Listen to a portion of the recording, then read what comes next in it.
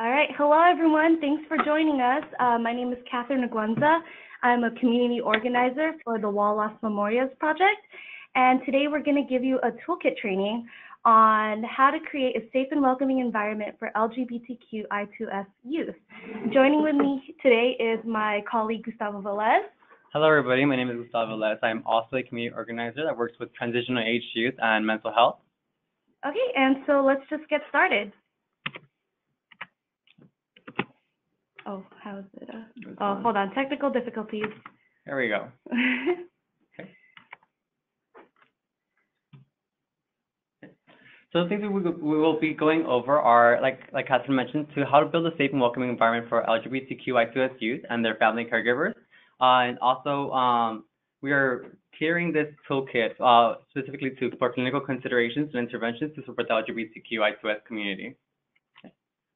And this toolkit is usually presented in person, but for you all, we're doing a specific webinar. So just like some community agreements, this is a learning environment. Be open to learning new things. Be mindful of those speaking, and please ask questions. Drop them all in the box. If we are not able to answer them in time, we will forward an email to Malika, and maybe she can email blast everybody. Okay. So first off, safe and welcoming environments. Okay. So a couple of years ago, the Wallace Memorials Project conducted a community needs assessment that targeted community-based organizations, health providers, mental health providers, and other service providers in service planning area 4 and 6. Those are the two areas that Catherine and I look over. So we look over the metropolitan area and the South Los Angeles area. So in addition, the assessment focused on the services available for the LGBTQI2S community, transitional age youth, and overall like the larger general population to look over all the disparities and service gaps. Through this assessment, the Wallace Memorials Project hopes to bridge service gaps and provide the resources and information to better serve the transitional age youth LGBTQI2S community. Okay. So when they asked to identify the unique issues that confront the gay community, these providers said that the top 5 were homophobia, family acceptance, mental health, substance abuse, and safe spaces. Okay.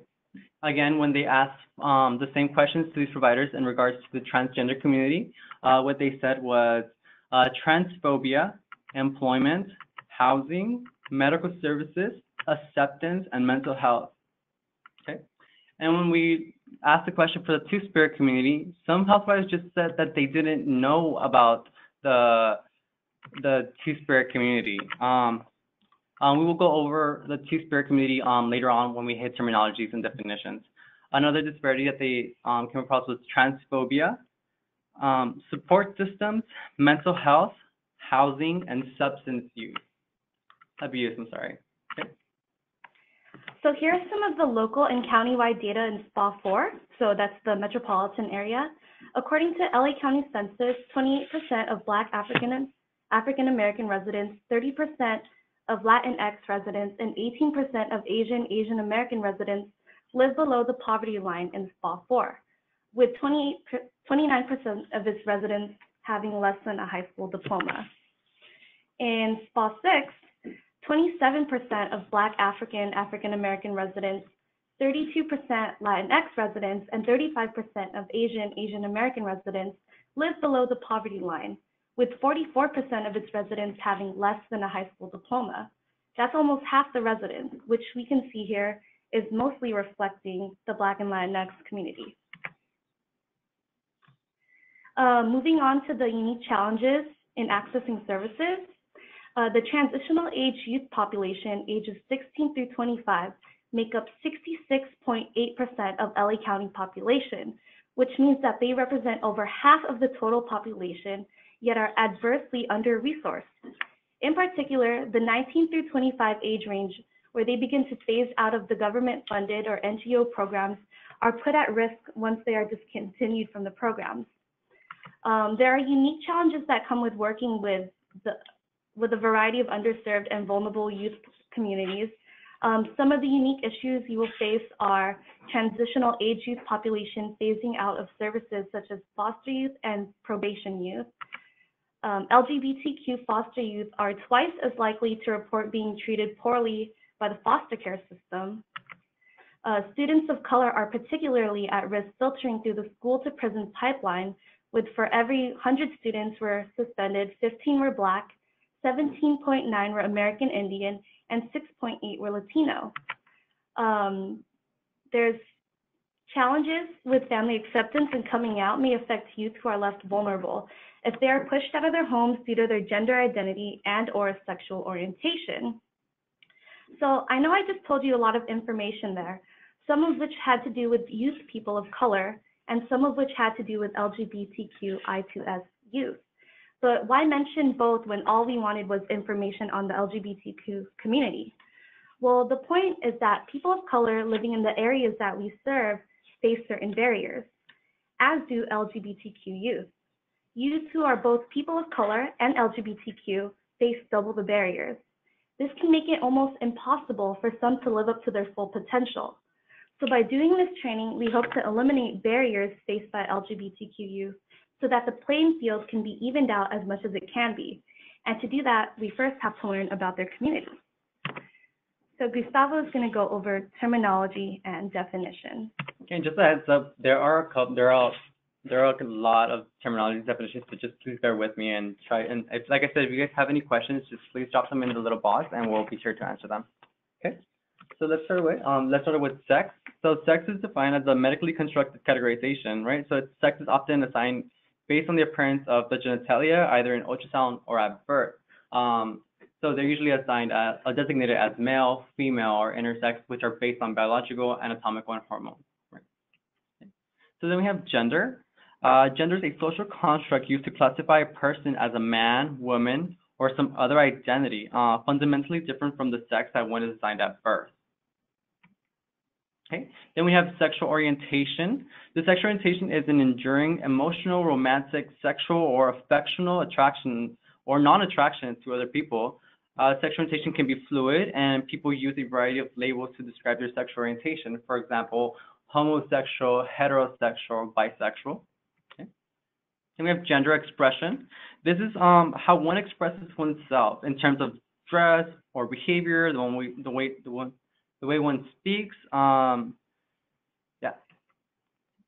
We have gender identity. For gender identity, it's a sense of oneself, for example, as trans, genderqueer, woman, man, or some other identity, which may or may not correspond with the sex and gender one is assigned at birth.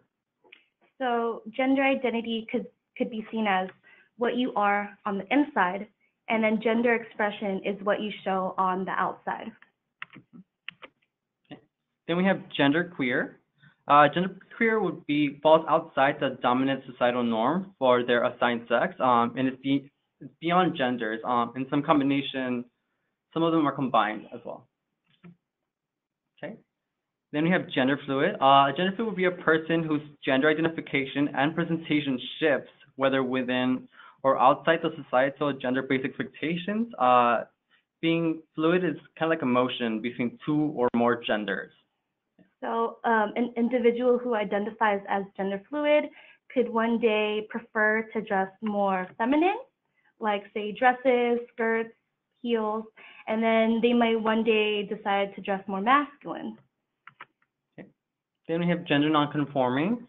This would be relating to someone who does not subscribe or conform to cultural and social expectations for their gender. Okay. Then we have non-binary. Non-binary would be an umbrella term for gender non-conforming folks, falls under the trans umbrella, but it's not exclusively masculine or feminine. Okay. Moving on, we have lesbian, which would be a woman attracted to other women. So it's just a woman whose primary sexual and affection orientation is towards people of the same gender. Okay. We have gay, then again, it would be a man who's attracted to other men. Gay can also be used as an umbrella term as well. I know that some lesbians like to refer to them as gay as well. Okay, then you have bisexual. Bisexual would be a person whose primary sexual and affectional orientation is towards people of the same and other genders, or towards people regardless just of their gender. We have transgender. Transgender is like we said, like it's just an overall umbrella term of a wide range of identities. So it would be someone whose determination of their sex or gender is not validated by dominant societal expectations. It would be someone whose behavior or expression does not match their assigned sex according to society. Or it will be just a gender outside of the man-woman binary, or just like having no gender or multiple genders overall.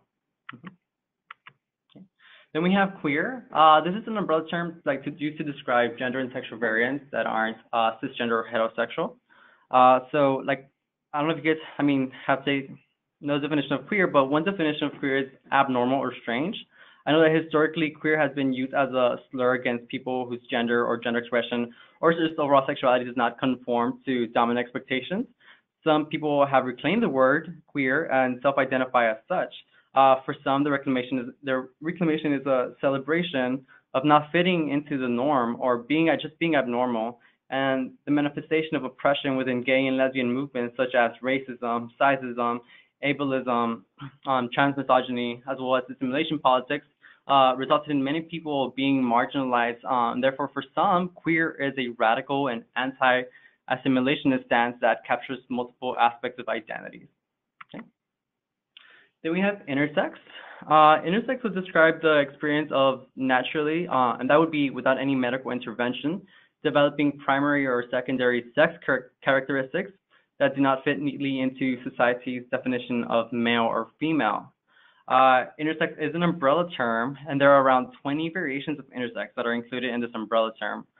Many visibly intersex people are medically, you could say, modified or in infancy and early childhood, but by doctors to make the individual sex characteristics conform to the ideal male or female body parts, or what they should look like.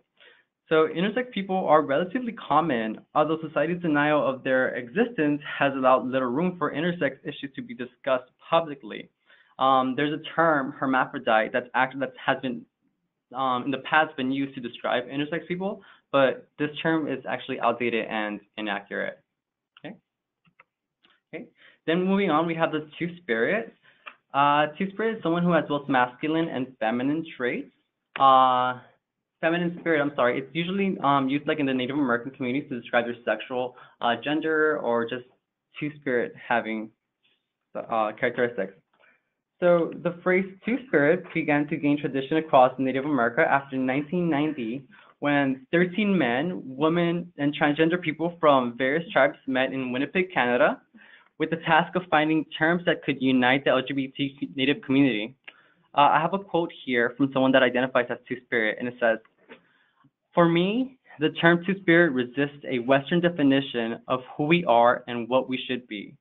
Two-Spirit people are integral to the struggle of undoing the impacts of historical trauma, because our roles in tribes historically were part of the traditions taken away from us with Westernization." And this was by Zachary Pulin from Chippewa Cree, taken from issues of Native people.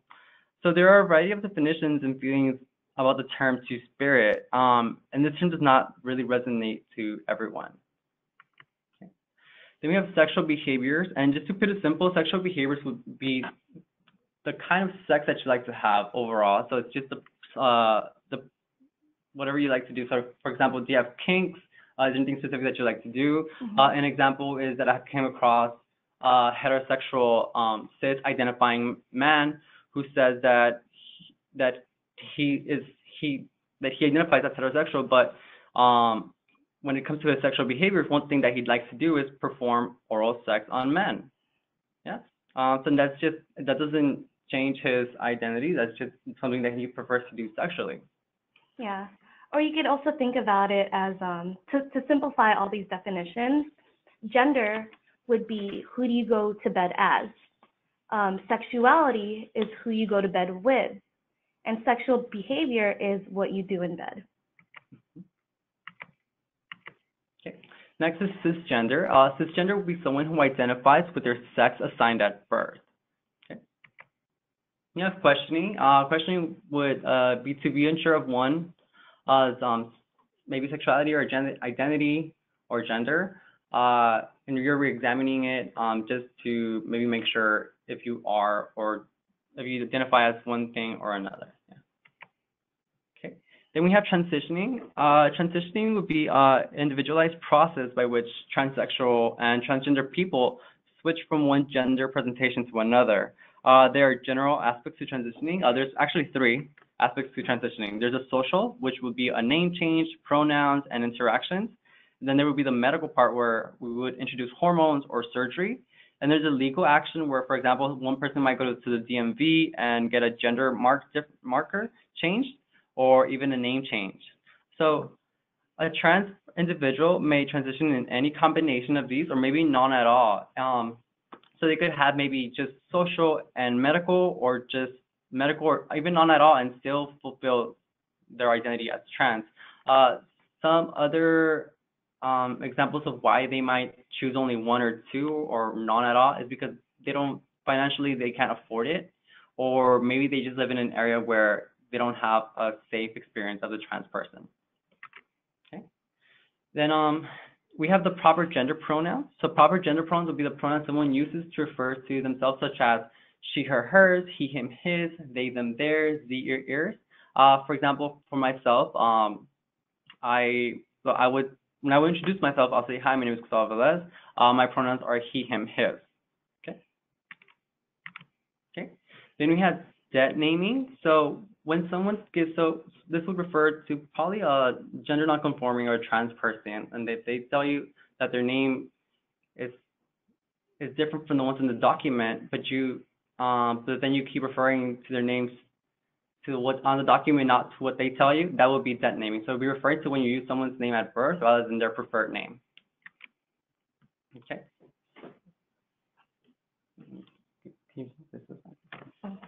So coming out would be the process of acknowledging one's sexual orientation and or gender identity to oneself. So that would be coming out to yourself, acknowledging and taking pride in that. And you can also come out to, of course, come out to other people. And this is not a singular event. This is something that just keeps occurring on a daily basis. For example, you can come out to one day to your parents and to your teachers, and then to your doctor, to your barber. I'm not sure yet. It's just an ongoing process. It's not just one thing, one day. What happened? Give us one quick second. Here we go. Okay. Next is down low. So down low, or DL, would be someone who already engages in like the same gender romantic or sexual relationships, but it's a way of saying like, hey, I'm not out yet. I'm in the process of maybe of coming out, right, that would be it. Then we have same gender loving. Same gender loving is a term used primarily in the African American community to refer to individuals who engage in romantic, sexual, or intimate relationships with individuals of the same gender. Okay. Okay. Okay. So at this time, I know we went over a lot of stuff just right now, but if anyone has any questions, please let us know and we'll answer them right now.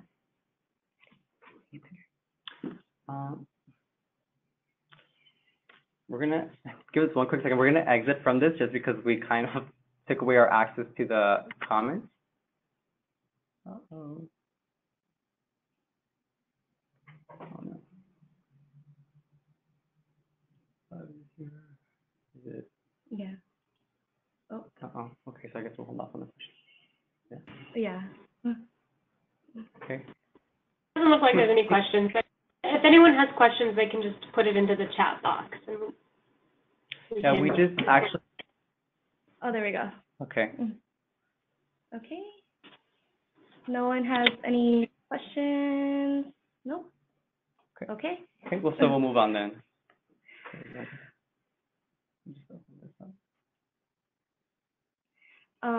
So this is a graphic done by Trans Student Educational Resources, and it's basically just a fun graphic that shows that gender identity, gender expression, sex assigned at birth, physical attraction, and emotional attraction are all different things. that are not just either or, but can be shown on a spectrum. If you want to fill out this graphic, you can go on www.transstudent.org/gender, and you could download the graphic yourself and fill it out whenever you want. It's pretty fun. Here's an example.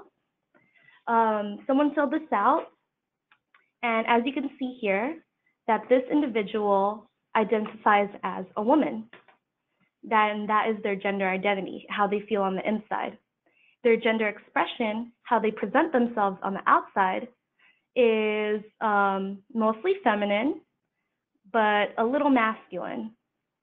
Their sex assigned at birth was male. Sexually attracted to is mostly women, some like a little bit men, and then kind of in the middle with other genders. And then romantic/emotional attraction, very little for all genders.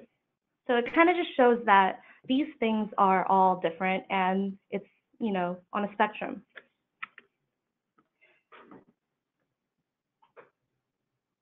So negative impacts of discrimination and stigma. Oftentimes, there is a fear of self-disclosure or being outed because there are negative effects on people's livelihoods. Stigma, discrimination, and rejection can play a role in employment, housing, and health risks of a person. Discrimination may affect your income and your ability to get a job and your ability to keep that job. Although we have laws in California to protect LGBTQ individuals from discrimination, they are difficult to enforce. Transgender individuals are particularly vulnerable since they need to disclose any prior names or use their legal name if they haven't changed it, which leaves room for an employer to discriminate against the candidate. These hurdles in employment affect the income of an individual if they are unable to sustain employment. Additionally, lack of employment may affect access to health care provided by employers. LGBTQ I2S individuals indicate fewer visits to physicians for routine health checkups, which can lead to health issues to go unnoticed. Furthermore, these employment and health disparities add to poor mental health and coping skills such as substance abuse, risky sexual behaviors, and suicide attempts. One of the biggest barriers for LGBTQ I2S youth is the rejection from family, caregivers, and the community. LGBTQ I2S youth are vulnerable due to their age and may rely on the adults in their lives, but if they are not accepting, they risk having to remain in the closet or be pushed out of their homes. 30% of LGBTQ plus youth get kicked out of their homes due to their identity, and 26% experience physical abuse. With as many as 50% of LGBT teens experiencing a negative reaction from their parents when they come out, LGBTQ I2S youth are 5.9 times more likely to report high levels of depression and are 8.4 times more likely to report having attempted suicide. Another impact of family, caregiver, and community rejection is increased use of substance abuse with LGBTQ I2S youth, who are 3.4 times more likely to use illegal drugs. LGBTQ I2S youth of color experience dual forms of oppression based on their gender, sexuality, and/or racial and ethnic background. As many reports suggest, students of color are adversely affected by the school-to-prison pipeline. The school-to-prison pipeline is the mechanism that pushes students out of their schools and into jails and juvenile justice systems through greater police presence in schools, high rates of suspensions and expulsions, and zero-tolerance policies. What the school-to-prison pipeline fails to recognize is the reasons why these students might be violating policies and missing schools. A lot of LGBTQ youth students report high rates of missing school because they feel unsafe, and nearly 1/3 of LGBTQ students drop out of high school to escape harassment. We can agree that these statistics and realities are alarming and a threat to LGBTQ I2S students of color, and this needs to be addressed. And here are some myths and facts about mental health. Mental health problems don't affect me. when in fact there are higher rates of major depression, generalized anxiety disorder, and substance use or dependence in lesbian and gay youth. Myth: people with mental health problems can snap out of it if they try hard enough. When actually there's biological factors such as genes, physical injury, illness, or brain chemistry, life experience such as trauma, or a history of abuse, family history of mental problems. Some strategies to employ to prevent stigma and discrimination are quite easy. Open conversations about problems or concerns involving LGBTQ I2S youth community with families. Just be vigilant about their behavior changes, which may include bullying or discrimination. Identify and create safe spaces for LGBTQ youth, and ensure that your agency's materials are inclusive and highlight the LGBTQ I2S community, making it clear that you're supportive. So, hold on. How to support the coming out process. Coming out is not a one-time process. Oftentimes, LGBTQ I2S folks come out every day, at least once a day at home, with friends, in the classroom, and with health providers. Therefore, when a young person builds enough trust to come out to you, show them that you value their strengths. So here are some things you can do. Try being supportive and well-informed by connecting them to resources or support groups specific to LGBTQ I2S youth, and let them know that you yourself are available to speak. Be informed about the LGBTQ I2S community rather than having the young person explain it to you. They're still figuring it out. So what we're doing here today, that's being informed, and hopefully this knowledge that you will have after this presentation, you could pass forward onto the youth. But also do not encourage them to come out to everyone because of safety reasons, but encourage them to do so if they decide to do so. Do not underestimate their struggle because of their age, and it is important not to assume their gender/sexual identity or show interest in finding out. And most importantly, just be respectful and loving. If you don't know what to do, just come from a place of love and you'll most likely be fine. So for this slide, it was originally intended for schools and other organizations who had youth programs, and this was how to create a peer mentoring system, but it's actually just good advice for anybody who wants to support somebody else. So things to do.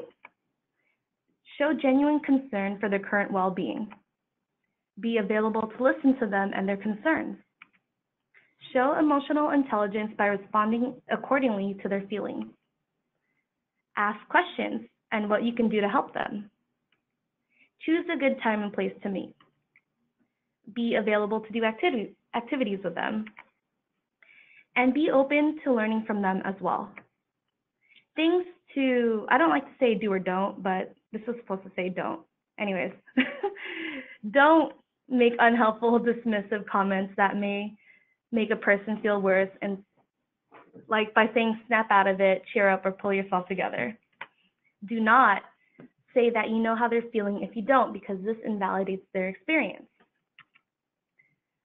Don't point out that others are worse off. This is dismissive. And try not to blame a friend or loved one for changes in their behavior. So in general, here are some suggestions to refrain. These are just some language and practices when you're encountering someone who might be LGBTQ.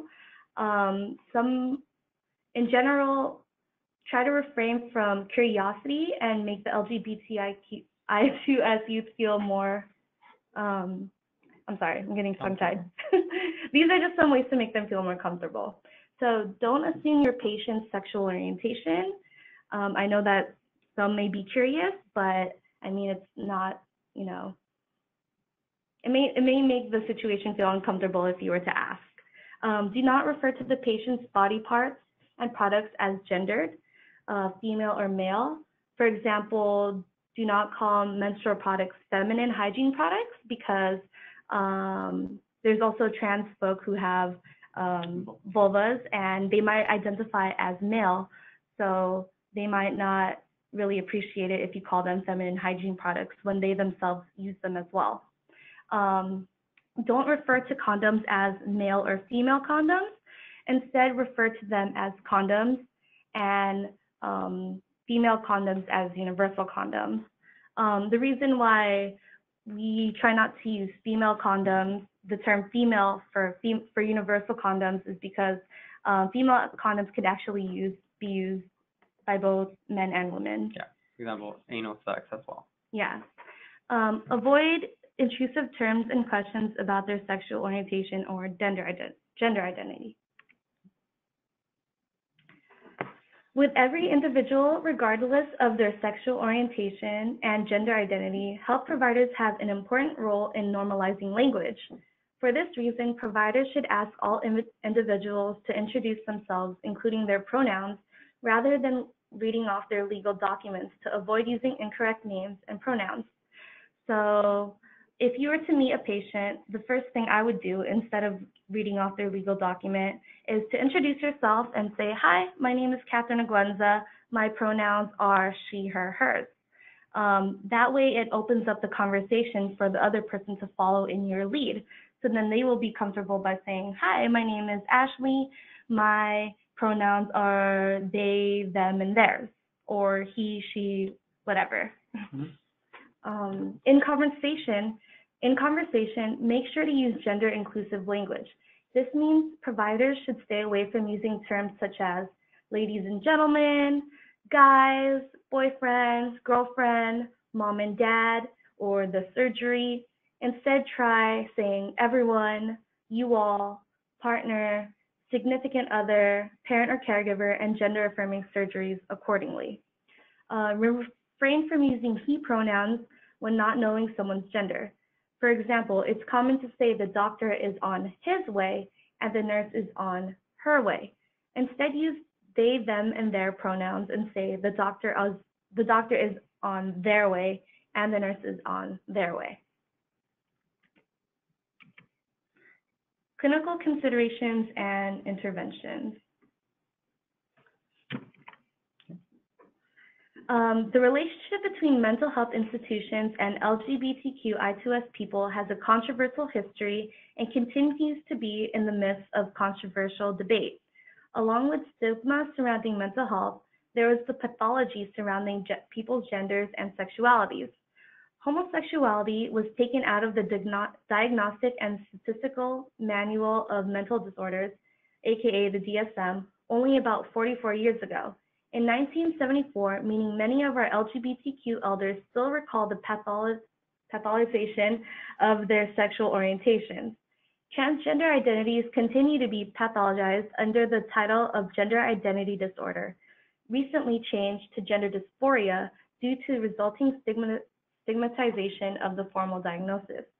Nowadays, there's a shift between the belief that LGBTQ people seek mental health services because of their gender identities and sexual orientations, to the understanding that because of the pervasive homophobia and transphobia in larger society, LGBTQ people face distress and adversity, resulting in a predisposition for mental health disorders. So the coming out process, specifically the youth. There may be many fears that youth may have when coming out in terms of their gender identity and or sexual identity.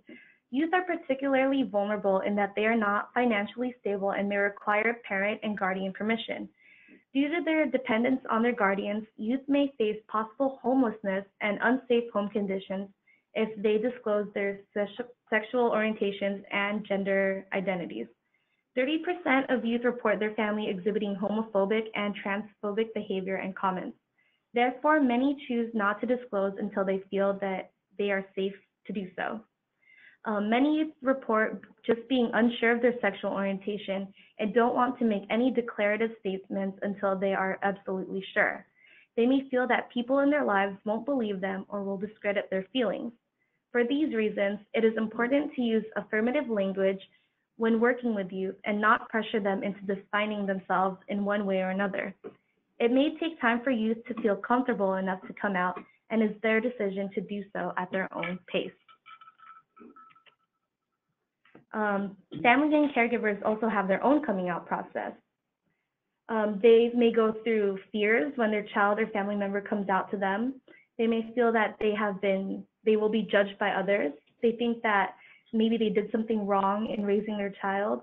And if they're religious, they may feel like they're being punished by God and that their church will ostracize them if they find out.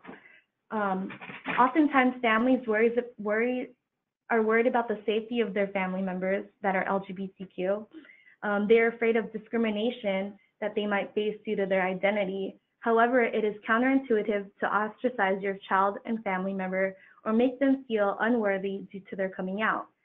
Your child or family member might perceive these behaviors as rejection and negatively impact them, leading to thoughts of depression, suicide, and risk of homelessness.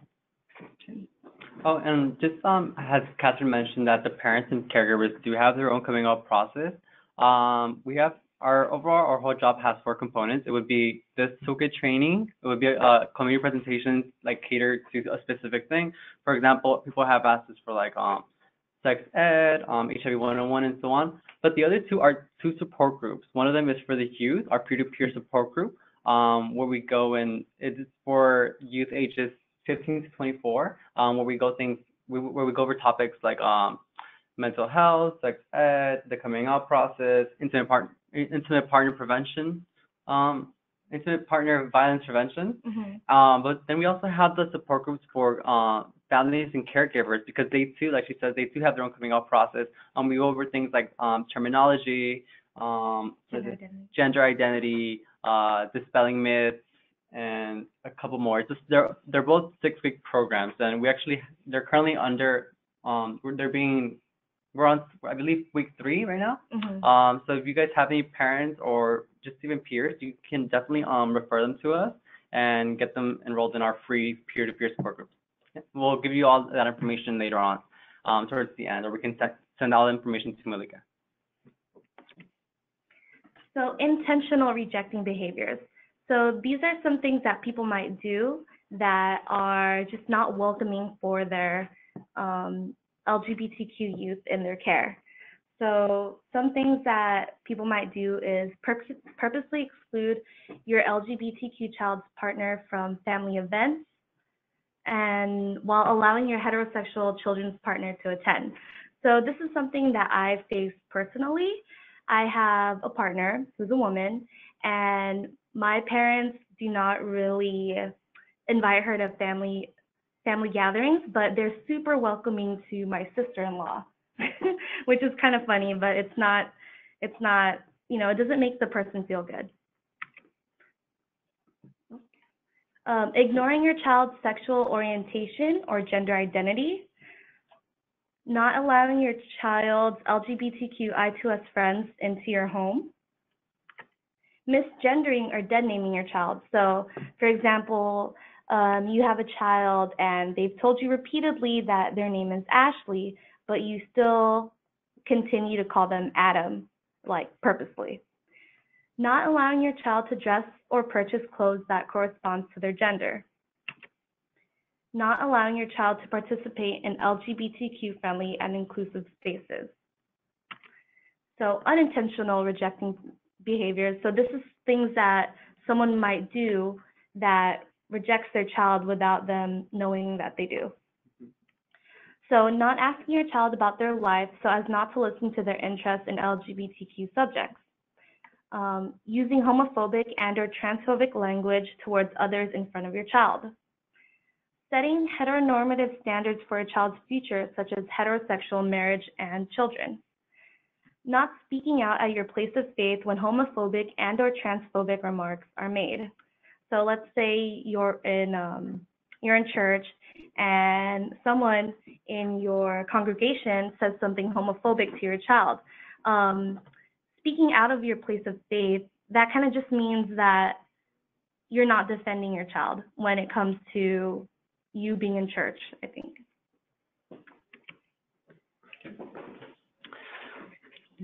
So moving on to homeless youth. So a study done by the U.S. Department of Housing and Urban Development reported that about 1/3 of the homeless population is made up of youth up to age 25.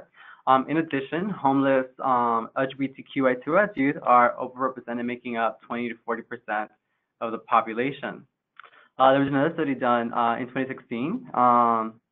It was done to identify the service gaps of LGBTQI2S homeless youth, which reports 7 key areas that service providers feel is lacking when attempting to connect youth to the services. One being housing services, educational services, employment services, family services, LGBTQ affirming services, 6, cultural competency training, and 7 would be advocacy and organization.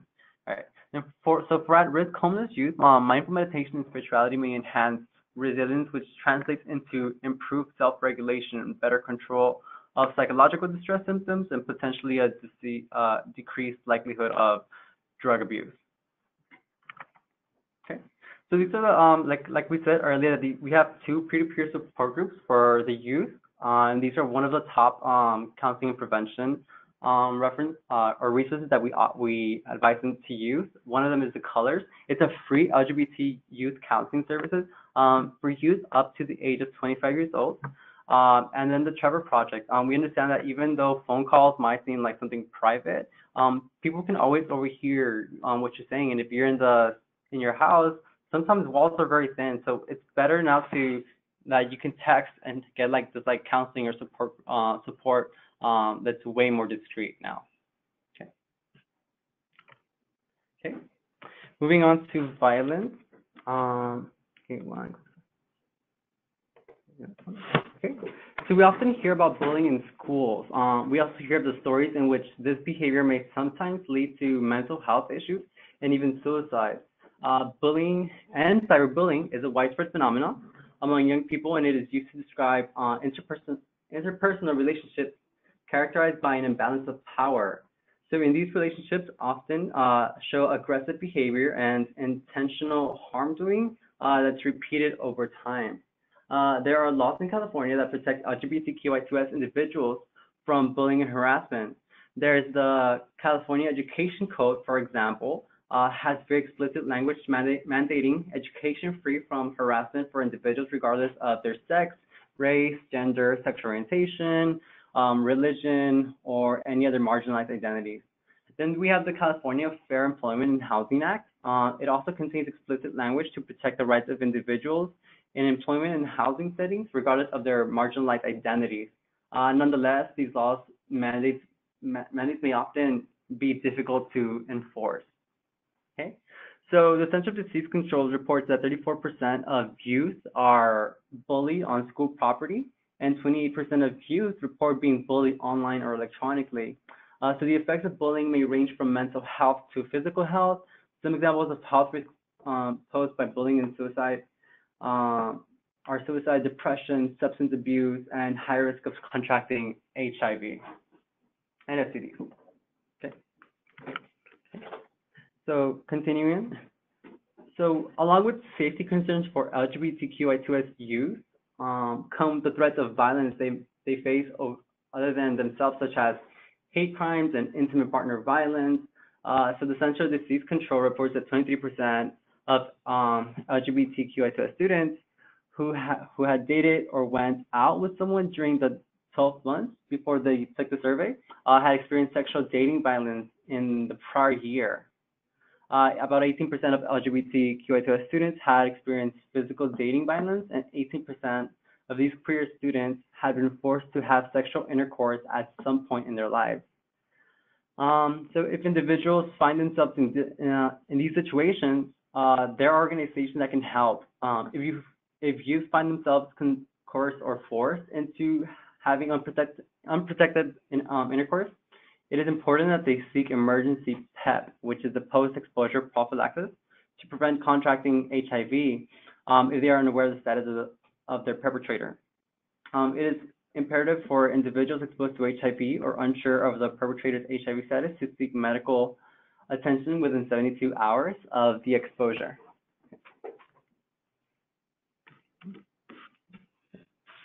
So moving on to trans youth. So So working with transgender youth may present a series of challenges when trying to connect into services.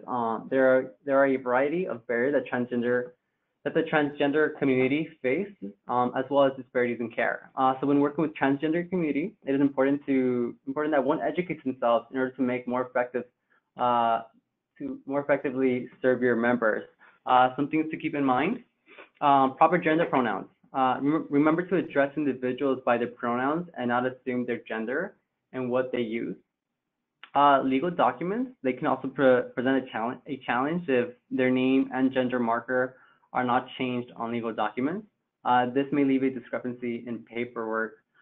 You may avoid this by having a space for both legal name and preferred name in all your documents. So just also keep in mind that youth under 18 years old are under legal care of their parents and caregiver, who may not be supportive of their gender transition. Okay.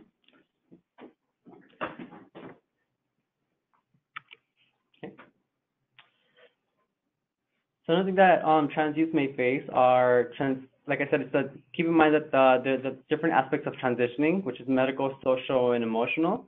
And then there's the transgender rights in the workplace. This is the Department of Fair Employment and Housing, which we went over. And then, of course, some statistics that the trans community faces. In 2017, there were 29 deaths within the trans population, as well as in 2018, which is just last year, we had 26 deaths. I know that the suicide rates are also staggering. There's 40% trans adult report having made a suicide attempt. 92% of these individuals report having made a suicide attempt before the age of 25. Okay. So when we go talking about commercial sexual exploitation of youth, due to the high rates of homelessness, LGBTQI2S, and the vulnerable populations, they may often be coerced into sex work and prostitution. So the LGBTQI2S youth make up I believe 20% of the homeless youth population, yet they represent 58.7% of the sexually exploited youth compared to 33.4% of the heterosexual counterparts. So what leads these youth to like sex work would be like not having a safe and supporting environment. Why? Because most youth depend on their parents and caregivers for financial support.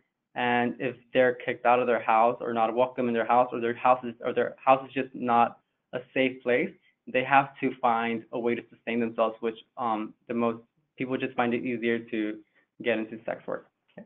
And there are some resources here for the Child Abuse Hotline, the Metro Task Force Hotline, the National Human Trafficking Hotline that can help when youth are in this situation.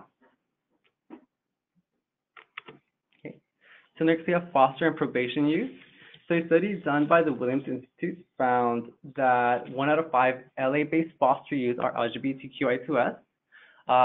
Then some youth fear their safety at home if youth experiences violence and they're rejecting behaviors. Then there's discrimination in foster care and homes. A lot of queer youth do mention that they still, even at foster homes, they do face discrimination. For example, verbal harassment and physical violence, which may lead, like I said, it may lead them into illegal activities to survive, pushing them into like juvenile justice system. And in the juvenile justice system, the Center for American Progress reports that approximately 300,000 LGBT students are arrested every year, of which 60% are Black or Latino. LGBTQI2S youth make up 5 to 7% of the U.S. population, and they represent 13 to 15% of the juvenile justice system's population, which makes it overrepresented, or an overrepresented community. Okay, moving on to services for unaccompanied minors. So approximately 8.6% of DACA recipients identify as LGBTQI2S. The Williams Institute reported that about 267,000 LGBTQI2S undocumented adults reside within the U.S. In a report by the nonprofit United We Dream, 26.4% face discrimination in the workplace due to their immigration status, and 20% face discrimination in the workplace due to their gender identity. Most of these people that face this discrimination, they might not want to cater to it, or just not cater to, but they just might not want to do anything about it because they just don't know their resources or their rights because of their undocumented status. So then for unaccompanied minors, they may face certain barriers in accessing healthcare and legal services, but we need to keep in mind that CHIA does protect youth and as well as gives them, I believe, many resources without their parents' consent, right? So if they are undocumented, they will face roadblocks when attempting to access services that require a social security number or forms of identification they may not possess. Undocumented youth may fear for their safety in attempting to access these resources, ultimately taking a toll on their mental and physical health. So further advocacy is needed around immigrant rights issues in the LGBTQI2S conversations. Advocacy is needed in supporting a permanent solution to the repeal of the DACA program and the many more immigrants left vulnerable with the end of the temporary protection status, such as TPS program for several countries. Okay, and I believe that concludes our presentation or our training. This is our information. So like we said, we are the Wallace and Modes project. Catherine and I work with the Queer Transitional Age Youth Program and Mental Health. We have two offices, one in Highland Park, and we actually work here from our downtown Los Angeles office off of 6th and Flower Street. Mm-hmm. Okay.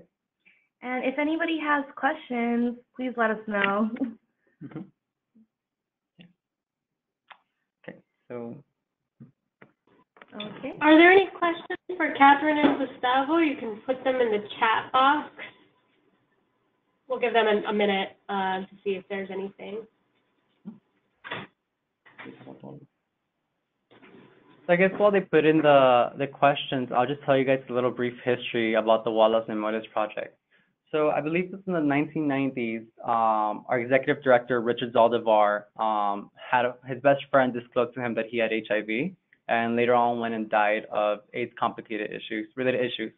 And so Richard thought there's not really a conversation about HIV within the Latino community. So what he did was that he wanted to put a statement within the community or the neighborhood, the Latino neighborhood. So he asked the city and council members for fundings, and after years of fighting, he was able to secure funding for the first AIDS monument dedicated to that was meant to commemorate people that have died of AIDS, HIV or AIDS. And we just recently actually secured more funding for the monument to get renovated. We will open the monument up again, nicely renovated, adding more trees and more color come this June. Yeah, and then over the years, our agency has grown so much. So we offer resources we offer free HIV testing, free Hep C testing. We have support groups, like we said, the ones that Catherine and I facilitate for the queer youth and also for the family and caregivers. Mm-hmm. We also have different other programs that take care of for like Latino MSM or just people of color that try to empower and also tackle down HIV and STDs. Mm-hmm. and promote safer sex. We have another support group for people that identify as non-binary or gender non-conforming, for trans men. And then we have another support group that is for trans women called Las Sirenas. And then we also have our new HIV positive support group. So if anybody wants to join that, what else do we have? Mm-hmm. Yeah. Oh, and our men's group. We have a men's group. Correct.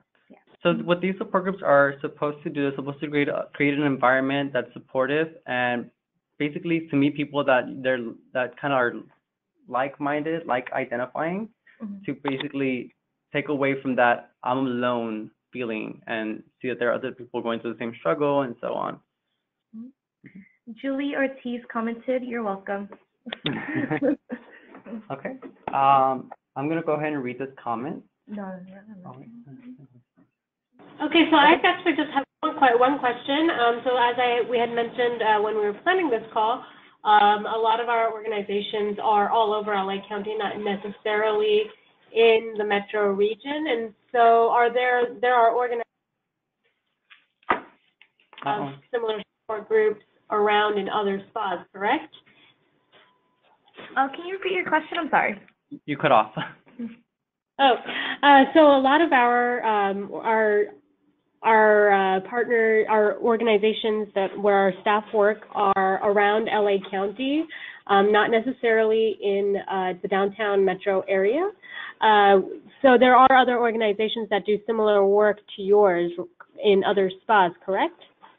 Yes. There's actually a few other agencies that does the same exact program that we do, just in different spas. So there's some in Spa 8, I think that's Penny Lane, and then Tarzana does some, I think they take care of like the Pasadena area and the Valley. Yeah, so if anybody needs those resources, I could let y'all know.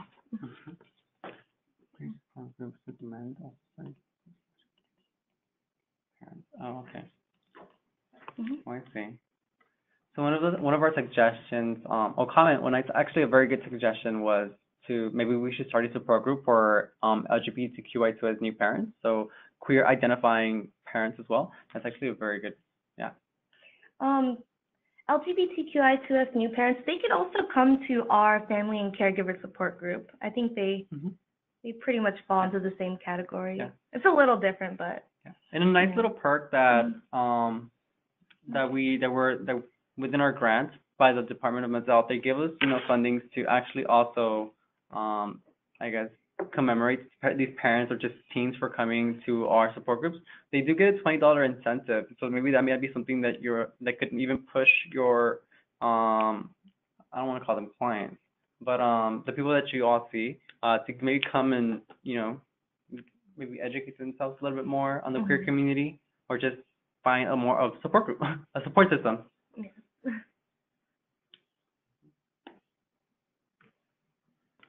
Let's go through that. Yeah.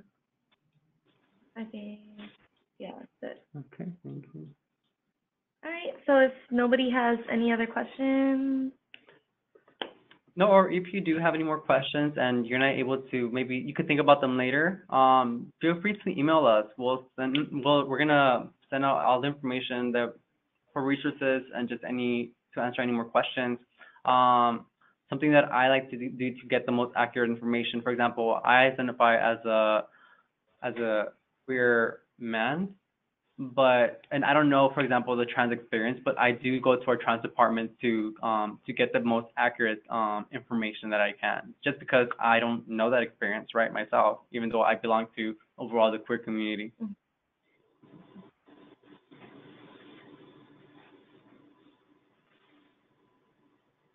Thanks, guys. Thank you. Or sorry, I didn't learn anything apparently. Thank you too. No, it's okay. Mistakes happen, and then you're learning.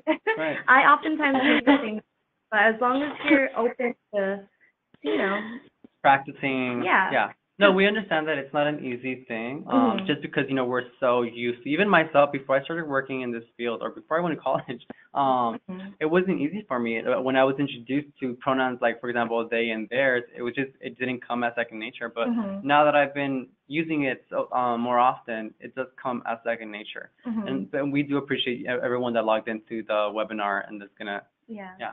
And same with those like inclusive language. It is kind of hard, and it does take practice, and you don't have to incorporate it with your language at home if you don't want to. I mean, like certain people have like the way they talk at home and their professional way of speaking. So at least try to incorporate that kind of stuff with the professional dialogue. Yeah, and it does take practice. So if you make a mistake, whatever, just try better next time. Well, thank you for understanding. So again, thank you to Catherine and Gustavo. So we will have the resources available. I will send out an email with the notes and any handouts that you guys want to send to me, as well as the PowerPoint. If you would like to share that would be great. And if anyone has any questions that maybe they weren't comfortable with sending over in this format, please feel free to email me and I can forward it on, or you can send it directly to Catherine or Gustavo. Okay, So before we end, I'll let you and let Gustavo and Catherine go, but I'm going to hand over the GoToTraining, the presentation, to Steve, who has a few handouts that he'd like to go over with the HLs. So I'm going to let you guys, Catherine and Gustavo, go, and I'm going to hand it over to Steve. So okay, thank you, everyone. Thank you, everybody. Thank you. Have a wonderful day. Yes, you too.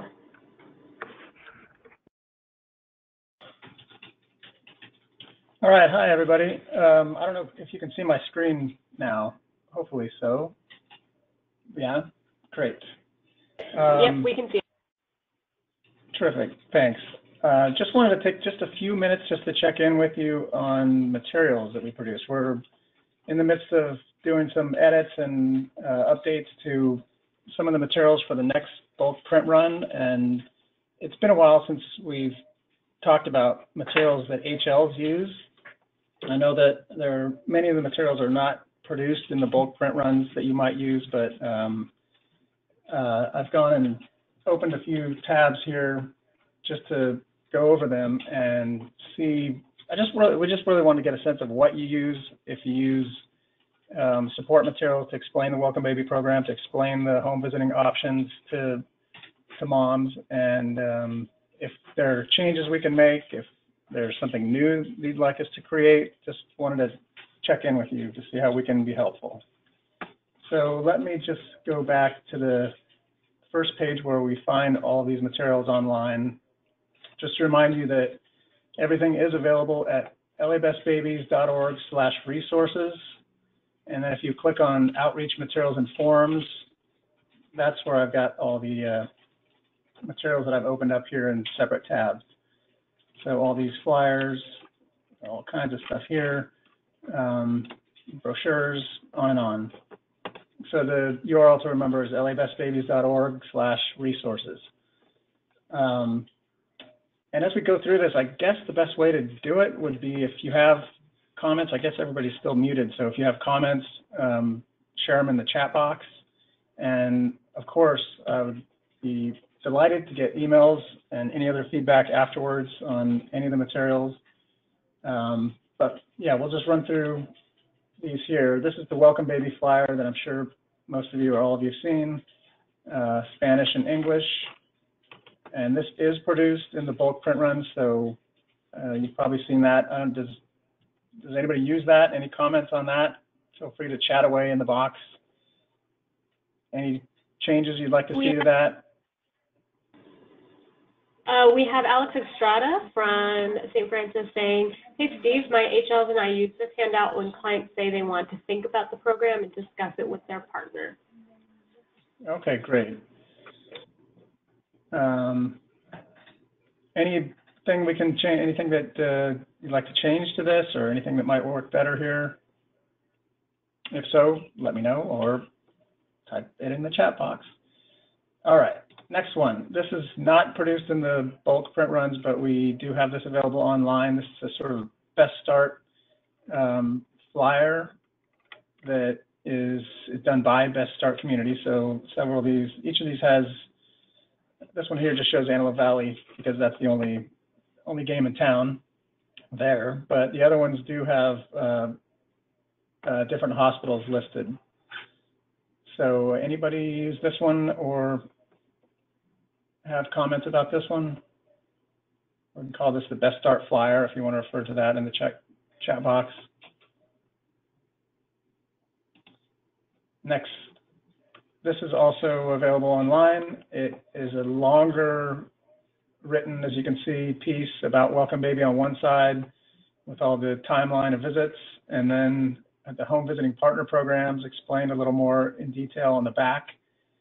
And also, as you can see in this little circle, it lists the available home visiting partner programs in that region. So, all right. So we have a in the chat. Oh, go ahead. Oh, I was just going to read out what was in the chat box. We have a comment from Maria Guerrero saying recommend including a rainbow or some sort of small symbol or picture to show that we are open to the LGBTQI2S community. Oh, okay. Cool. All right. Yeah, that's appropriate for this call and webinar here. Yeah, good comment. Okay. The next flyer, does anybody use this? This is really something that was designed specifically for HLs. As, of course, you're the ones who really have to explain home visiting programs probably more than any other role. This is one example. There are PAT flyers as well, but this HFA one lists specifically the program in the area. This one says Spirit, and this is actually editable text. So if there's anything you wanted to change here, you can do that, as well as in this spot. Okay. Citrus Valley, you use it? Valley Press? Okay, great. And again, if there are any recommendations for improvement, I'm certainly happy to hear that. And then this is, as you can see, in Spanish on the back too. This here, I don't imagine you use this. It's a listing of all the different programs, as you can see. I'll just kind of skip over that one. There's also a cheat sheet for home visiting programs. Does anybody use this cheat sheet? It's all by Best Start community, as you can see.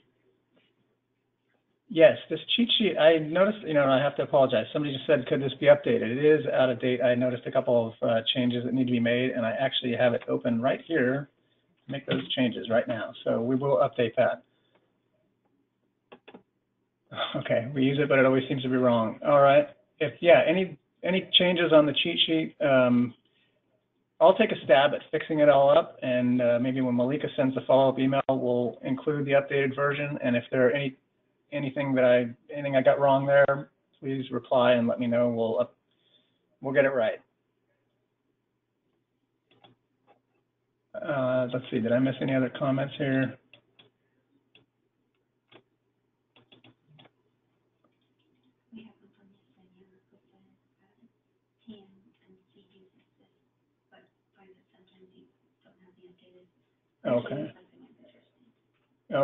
Okay, great.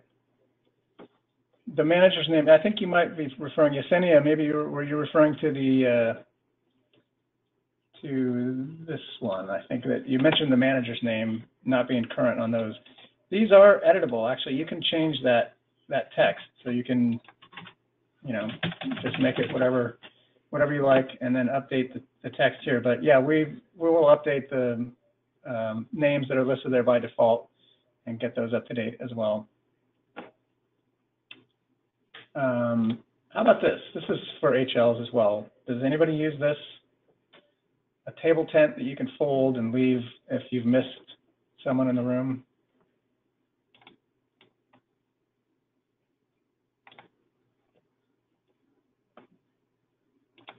This is available on that downloads page as well, labestbabies.org/resources, and then go to, I can show you where to find that. It's in this templates and cards, HV referral, there's the, let's see, where is it? Table tents, here it is, sorry we missed you. That's the one right there.